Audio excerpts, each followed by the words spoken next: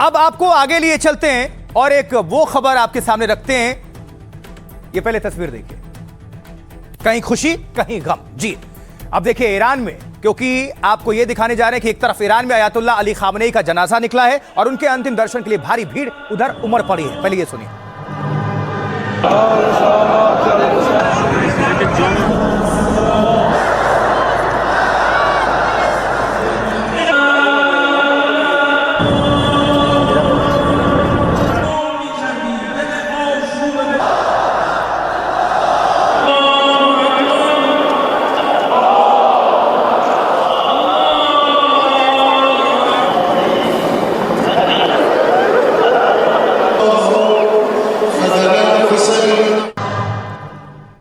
तो ईरान की राजधानी तेहरान में कैसे लाखों लोग काले कपड़ों में एक जगह इकट्ठा होकर खामनेई को श्रद्धांजलि दे रहे हैं, वो इन तस्वीरों को देखकर आप समझ सकते हैं।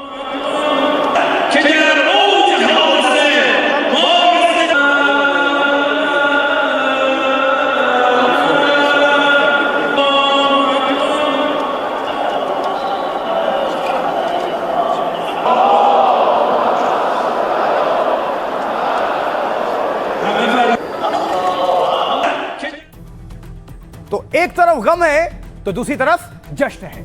अमेरिका जश्न मना रहा है क्योंकि शनिवार को अमेरिका की आजादी की सालगिरह थी और इस मौके पर देश भर में भव्य समारोह आयोजित किया गया।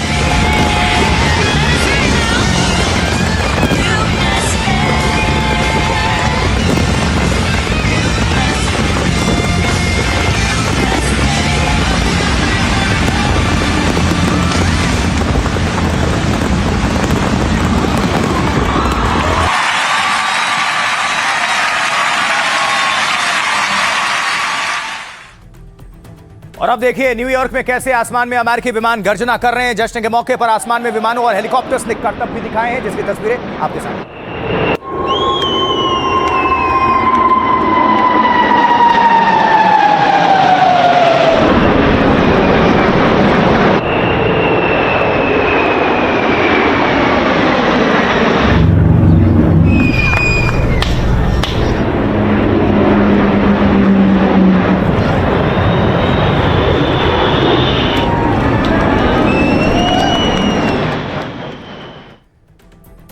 आजादी के जश्न का मुख्य कार्यक्रम वाशिंगटन डीसी के नेशनल मॉल में हुआ और जहां राष्ट्रपति डोनाल्ड ट्रंप ने राष्ट्र को संबोधित भी किया, वहीं पर जोरदार आतिशबाजी की गई।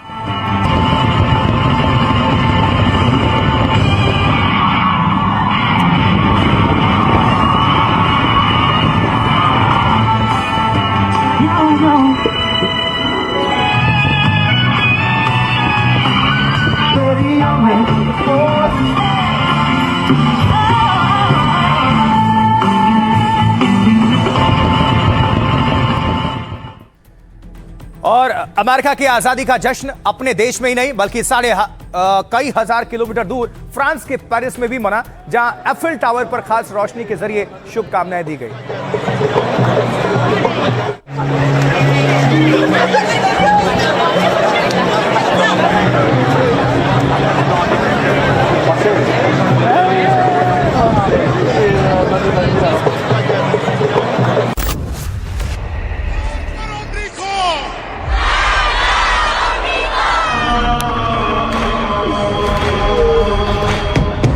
अमेरिका से लेकर ईरान तक इस वक्त कहीं खुशी है तो कहीं गम।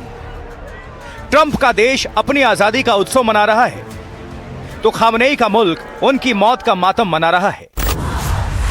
दोनों ही देशों में जनता सड़कों पर है और नेता मंचों पर, वो भी ऐसे वक्त में जब ईरान अपने पूर्व सुप्रीम लीडर को मौत के 4 महीने बाद अंतिम विदाई दे रहा है और उधर अमेरिका अपनी आजादी का 250वां साल धूमधाम से मना रहा है। लेकिन क्या जश्न और मातम के पीछे दोनों ही देश शक्ति प्रदर्शन कर अपनी ताकत दिखा रहे हैं या फिर एक दूसरे को धमकी देकर युद्ध की चिंगारी को भड़काने का प्लान बना रहे हैं?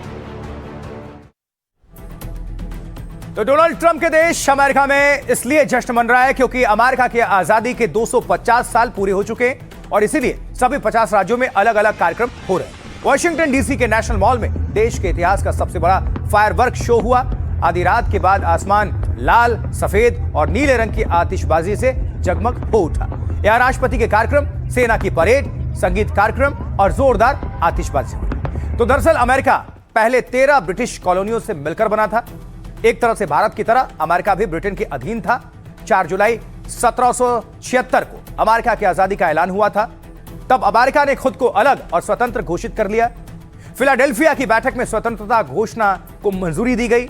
यह दस्तावेज मुख्य रूप से थॉमस जेफरसन ने लिखा था। इस घोषणा पत्र में कहा गया कि हर इंसान बराबर है, उसे जीवन, आजादी और खुशी के लिए जीने का अधिकार है। हालांकि युद्ध चलता रहा और 1783 में पेरिस संधि हुई, जिसके बाद ब्रिटेन ने अमेरिका को बतौर स्वतंत्र देश मान्यता दी। इसके बाद 13 कॉलोनियों वाला अमेरिका लगातार फैलता चला गया। आज यूएसए 50 राज्यों वाला दुनिया का चौथा सबसे बड़ा देश है, जिसकी आजादी का जश्न न्यूयॉर्क के आसमान में विमानों ने उड़ान भरकर भी मनाया। तो फिलाडेल्फिया में भी जोरदार तरीके से आतिशबाजी की गई और ड्रोन शो के जरिए भी लोगों ने आजादी का जश्न मनाया। बल्कि फ्रांस में भी एफिल टावर को सजाकर जश्न मनाया जा रहा है और रोमानिया में इमारतों पर शानदार रोशनी के जरिए अमेरिका को 250वें स्थापना दिवस की बधाई दी गई है। अमेरिकी प्रेसिडेंट इस बीच डोनाल्ड ट्रंप क्या कह रहे हैं इस मौके को लेकर, सुनते हैं। 4 जुलाई 1776 से 4 जुलाई 2026 तक अमेरिका ने आजादी की तानाशाही पर जीत, स्वतंत्रता की दमन पर विजय और अमेरिकी भावना की ताकत को दुनिया के सामने साबित किया है। आज हमारा देश पहले से कहीं ज्यादा मजबूत, ज्यादा स्वतंत्र, ज्यादा समृद्ध, ज्यादा सुरक्षित और ज्यादा गर्व से भरा हुआ है। हम एक देश हैं, एक परिवार हैं और एक ही झंडे के नीचे खड़े हैं। अमेरिका की ताकत उसकी एकता और साझा मूल्यों में है। पिछले 250 सालों में अमेरिका ने कई चुनौतियों का सामना किया, लेकिन देश हमेशा एकजुट होकर आगे बढ़ा। कम्युनिज्म हमेशा हारने वाली विचारधारा रही और आगे भी हारती रहेगी। कम्युनिस्ट व्यवस्था अमेरिकी व्यवस्था के बिल्कुल विपरीत है। हमारे सैनिकों ने दुनिया भर के युद्ध क्षेत्रों में कम्युनिज्म के खिलाफ लड़ाई लड़ी। उन्होंने यह लड़ाई इसलिए नहीं लड़ी कि वही खतरा फिर अमेरिका के भीतर लौट आए। वही देखिए, ईरानी राष्ट्रपति पेजेश्कियान हो या फिर संसद अध्यक्ष गालिबाफ, उनको रोते हुए सबने देखा। अपने सुप्रीम लीडर को खोकर कई नेता अपने आंसू नहीं रोक पाए।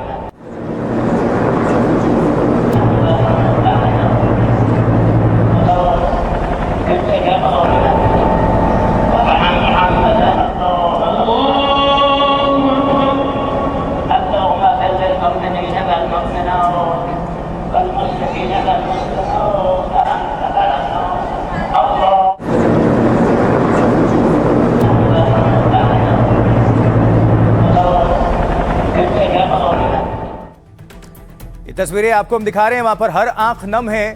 लोग इसके साथ साथ आक्रोशित भी हैं। अमेरिका और इजराइल के खिलाफ जमकर नारेबाजी भी हो रही है। लेकिन ईरानी राष्ट्रपति पेजेश्कियान हो और फिर संसद, जैसे कि आपको हमने बताया गालिबाफ, सबके जो अभी चेहरे हैं गमगीन हैं और भी तमाम जो चेहरे हैं उनको भी देखिए जरा।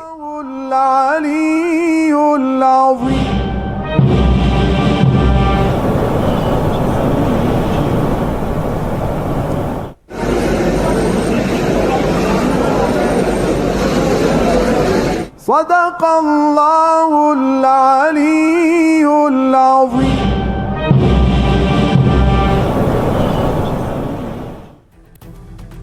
तो अभी तक तो बड़े नेता जनाजे में पहुंच रहे थे, लेकिन अब तो अली खामनेई के 3 बेटे भी पिता को श्रद्धांजलि देने यहां पर पहुंचे थे। खामनेई के बेटे मसूद, मियसम और मुस्तफा शामिल इसमें थे। उनके साथ रिवोल्यूशनरी गार्ड के कमांडर अहमद वाहिदी भी मौजूद रहे। वाहिदी फरवरी के बाद पहली बार आए थे सामने, लेकिन अब तक खामनेई के उत्तराधिकारी मुस्तफा खामनेई सामने नहीं आए हैं। मीडिया रिपोर्ट्स के मुताबिक इजराइल से जान का खतरा होने के कारण उन्होंने सार्वजनिक रूप से अंतिम संस्कार में हिस्सा नहीं लिया।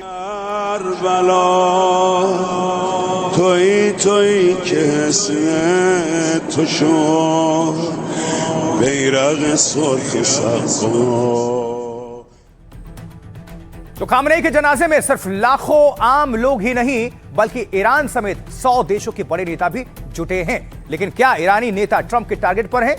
आइए पता करते हैं, देखते हैं क्या कहा जा रहा है। क्योंकि ऐसा इसलिए ईरान का शीर्ष सियासी सैन्य नेतृत्व खामनेई के जनाजे में है और ऐसे में अमेरिकी राष्ट्रपति ने एक बयान दिया और सबको चौंका दिया। डोनाल्ड ट्रंप ने दावा किया कि वो सबको खत्म कर सकते हैं। एक इंटरव्यू में डोनाल्ड ट्रंप ने कहा कि खामनेई के अंतिम संस्कार में ईरान का पूरा शीर्ष नेतृत्व एक ही जगह पर मौजूद है। अमेरिका चाहे तो एक हमले में सबको खत्म कर सकता है, लेकिन ऐसा नहीं करेंगे क्योंकि चर्चा के लिए कोई नहीं बचेगा। लीडरशिप को खत्म करने वाले बयान पर ईरान ने पलटवार किया। आर्मेनिया स्थित ईरानी दूतावास ने सोशल मीडिया पर लिखा लोगों को मारा जा सकता है, लेकिन उनके विचारों को नहीं।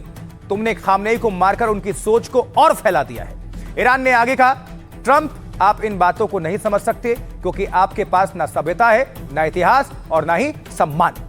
उधर ईरानी सेना ने कहा, हम अपनी ताकत लगातार बढ़ा रहे हैं। ईरानी सेना के ब्रिगेडियर जनरल मोहम्मद अकरमिनिया ने उन्होंने कहा है कि सीज फायर में एक पल भी बर्बाद किए बगैर अपनी ताकत को हम बढ़ाने का काम कर रहे हैं। अगर दुश्मन ने गलती की तो करारा और निर्णायक जवाब देंगे। यह बयान तब सामने आया है जब ट्रंप इशारों में ईरान को धमका रहे थे। उधर रूस के पूर्व राष्ट्रपति मेदवेदेव ने अमेरिका को चेतावनी दी है।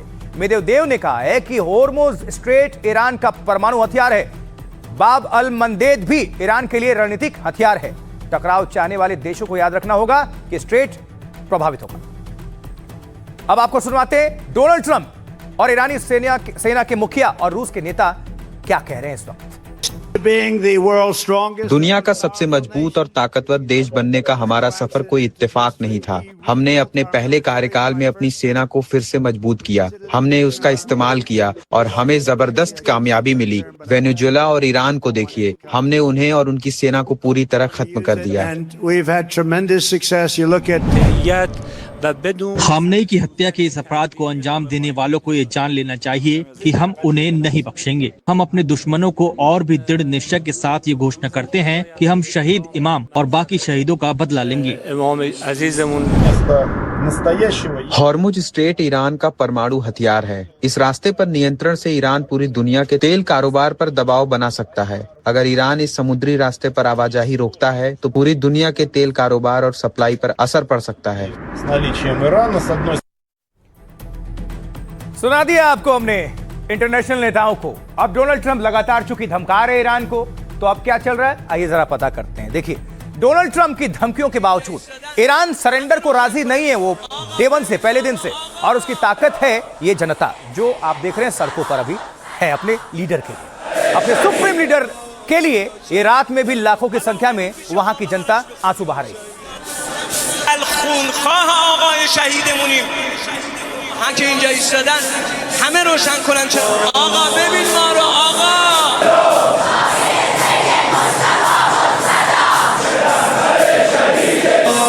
یا شهید حالا اومدیم پیش آقا براش بخون یا شهید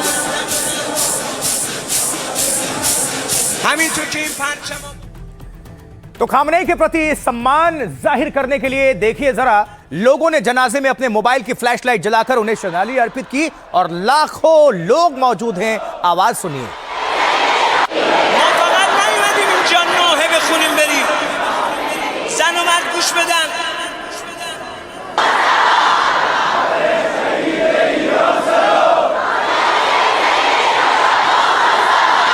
लोगों की ये भारी भीड़ और शोर ये सब कुछ बता रहा है कि खामनेई का जनाजा नया वर्ल्ड रिकॉर्ड भी बना सकता है, क्योंकि इसमें करीब 2 करोड़ लोगों के आने की संभावना है।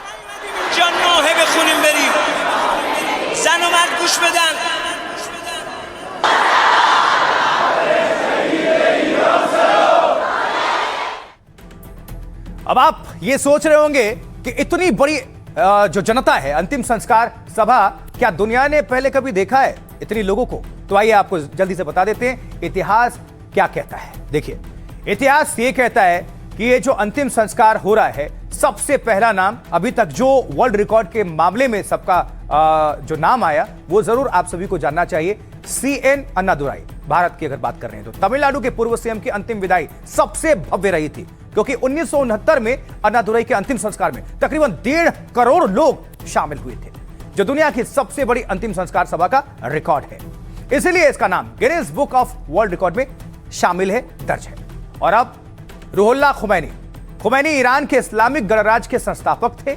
1989 में ईरान के सुप्रीम लीडर खुमैनी का निधन हुआ था, जिसके बाद उनके जनाजे में करीब 1 करोड़ से ज्यादा लोग शामिल होने का दावा। उस वक्त यह ईरान की कुल आबादी का 6ठा हिस्सा था। और अगला नंबर आता है गमाल अब्देल नासिर का। 1970 में इजिप्ट यानी मिस्र के राष्ट्रपति गमाल अब्देल नासिर का निधन हुआ। इसके बाद उनके अंतिम संस्कार में करीब 50 लाख लोग शामिल हुए थे। पोप जॉन पॉल द्वितीय 2005 में ईसाइयों के पोप जॉन पॉल द्वितीय ने अंतिम सांस ली थी। तब इटली की राजधानी रोम में करीब 40 लाख लोग जुटे थे। अंतिम संस्कार इतना भव्य था कि उसमें कई दिग्गज भी आए थे, जिसमें 4 राजा, 5 रानियां और 70 से ज्यादा राष्ट्रपति, प्रधानमंत्री शामिल थे। आगे बढ़े तो यह फहरिस्त और कैसे बढ़ती है। उस्म कुलथुम इजिप्ट की महान गायिका और अभिनेत्री थी, जिनका 1975 में इजिप्ट की राजधानी काहिरा में ही निधन हो गया। तब सड़कों पर करीब 40 लाख लोगों की भीड़ उमड़ पड़ी थी। लोग उनके कंधों पर रखकर करीब 3 घंटे तक शहर में घुमाते रहे जनाजे को। खामनेई का जनाजा हो सकता है अब तक के सारे रिकॉर्ड को तोड़ दे। तो आइए आपको एनडीटीवी से संवाददाता नजीर मसूदी के तेहरान से ग्राउंड रिपोर्ट दिखाते हैं। तेहरान की सड़कों पर जैसा इंसानों का एक सैलाब उमड़ आया है, आयतुल्लाह सईद अली हुसैनी खामनेई को खराज अकीदत पेश करने के लिए हर सड़क पे हज़ारों लोग चल रहे हैं, कुछ रो रहे हैं। हर एक यहाँ लोग झंडा उठाए हैं।